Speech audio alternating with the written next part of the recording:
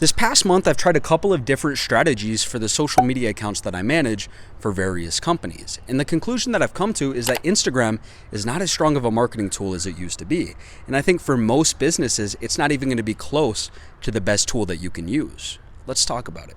A lot of you guys know, but about a year and a half ago, I grew an Instagram account to over 30,000 followers. And I tried to monetize when I hit about 34,000 followers. What I did was I offered to sell shoutouts to people. And I also had a little affiliate deal going with SeatGeek. Basically, I think if somebody bought tickets, I'd get like $10. Now, off of that account with over 30,000 followers, I think I only ever made about $50, $60. But with my YouTube channel here, which is just over 2,000 followers, I've already made close to $1,000, and I've barely tried to monetize. Pretty much everything that I have on my YouTube channel is free. The only thing that I've offered is an affiliate link for a social media planner that I use. So that just goes to show you right off the bat, 34,000 followers on Instagram didn't have near as much kind of monetary power as 2,000 subscribers on YouTube. Now, taking a step back and looking at the bike shop whose social media I manage, I really focused on Instagram and Facebook as their primary kind of social media marketing channels. Everything had an Instagram and a Facebook focus. I was looking at the marketing through that lens, mostly because I kind of looked at Instagram and Facebook as a way to market to a specific area to get a lot of traffic kind of in Utah around our shop. As Facebook and Instagram Reels have kind of constricted over the last few months on the amount of views and the amount of reach that you can get though, what I've started to do instead is really focus on this YouTube channel for the bike shop.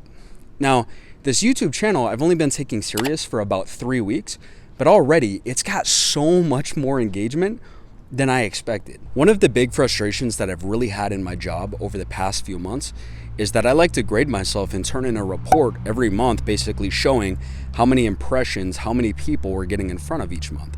And as Instagram and Facebook's views were constricting, it was just getting lower and lower each month. It was kind of discouraging to a degree because I'm having to turn in these reports being like, yo, our impressions are down, but I promise I'm doing the same thing. I'm actually posting more.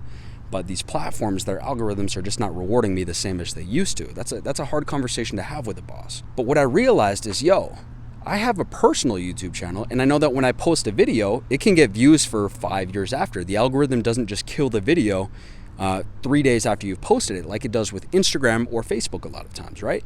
Those algorithms are very just kind of short-lived, or kind of they have short lifespans for your content.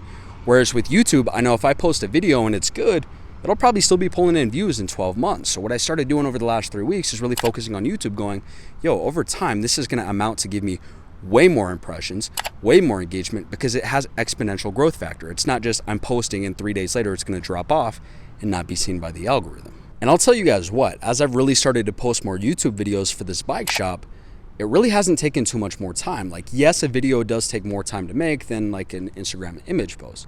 But what I'm doing is I'm just allocating a lot of time away from Instagram and Facebook and putting that on YouTube because I have more faith in this algorithm long term.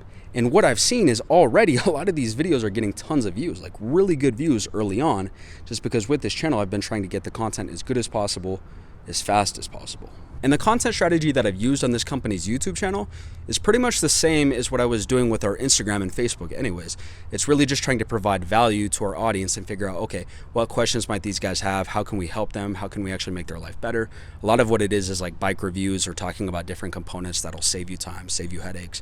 And I'll tell you what, dude, even though I've only been doing this for 3 weeks, like I dropped a video a week ago talking about a certain product that would allow you to have a bottle holder on bikes that don't have bottle holders. And we sold 2 of them within a few days of me posting that. In fact, in a 2-day window from promoting our website just on the YouTube channel, we sold 4 products online for a grand total of like 200 and something bucks, I think. And then I had a guy also call from Montana, which is a state over, and try to buy a $2,000 bike from us directly. Now, we didn't have the color bike that he wanted, but I did ask him, I was like, how did you hear about us? And he goes, I saw your YouTube video. And he really wanted to buy a bike through us, right? So you look at that and you go, you got 4 sold products online through YouTube. And then you also almost sold a bike, and this is all within a week's time frame, all off of the internet, specifically YouTube marketing.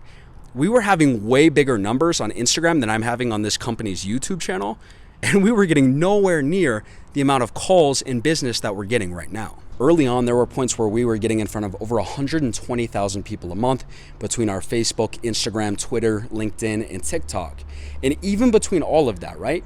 I think we've only put up about 20,000 YouTube views in this last month. those 20,000 YouTube views have brought us way more business than 120,000 impressions spread between all of those different platforms. So that just goes to show you, oh, hey, YouTube might actually be the best platform if you're selling online or if you're doing business online.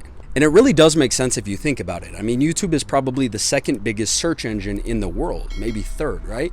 Like after Google, people hop on YouTube to search how-tos or to search for reviews of bikes.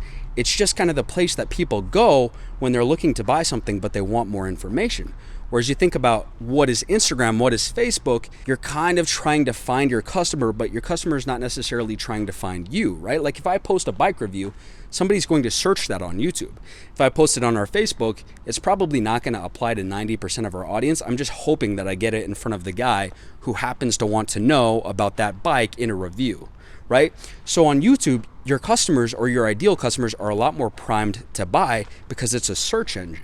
And these results that I'm telling you about over the last couple of days, those are not the only calls that we've got from people mentioning our YouTube videos. Like, I think after I posted my second video of really trying to take this channel serious, we got a call too from somebody that had seen a YouTube video. He saw a review and wanted to know more about the bike. He called in and wanted to buy from us. And the thing that really excites me about focusing all of my energy into YouTube marketing is, like I explained with Instagram or Facebook's algorithm, your impressions are going to go back to zero. Your views are pretty much going to go back to zero within a week of not posting.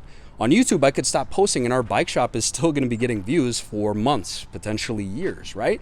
Like, it's one of those things that has an exponential growth factor. If you just grind out your company's YouTube, you're probably going to see more long-term success than if you're on the kind of Instagram or Facebook hamster wheel. And with that said, I don't think that you should neglect your Facebook or Instagram if you're marketing for a company, because in a weird way, those are kind of like your face of your company, right? Like people go to Instagram and a lot of times Facebook as a kind of way of like identifying your reputation, whereas YouTube is very much a search engine. I think the search engine aspect makes YouTube a lot better for getting you sales and getting you that kind of very interested target audience that you're hoping for when you're trying to sell a product or a service.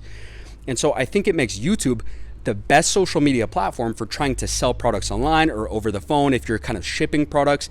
And I think Instagram and Facebook are actually better at location targeting. So if you've got a physical brick and mortar business where you need people to come into your doors, I think Facebook and Instagram actually still do have a place in social media marketing. Like I've talked about it before, but Instagram really is great for locational marketing, right? So you can tag areas. If I want to get in front of people in the Austin area, I can tag Austin, right? Or what I can do is go to people who live in Austin and follow the people that they follow, hop in their comment sections, really engage with the community. You don't get quite as much of that on YouTube because it tends to be more decentralized. So I think it's worth trying to figure out, okay, is my product or service something that can go outside of just my city, or am I pretty tied to a brick and mortar business? And if you're not tied to brick and mortar or your location, you can ship stuff, or you can maybe get people into your store from outside of state. Maybe it's that big of a product. Yo, I'm just gonna say it. I think YouTube is king for marketing, man. It's just crazy to me how I can get tens of thousands of views on Instagram, TikTok, and Facebook and not get any sales on whatever I'm talking about. But I post one video to YouTube solving a problem and we sell 2 products in our first 100 views. It's just crazy, man. It's a different level of marketing.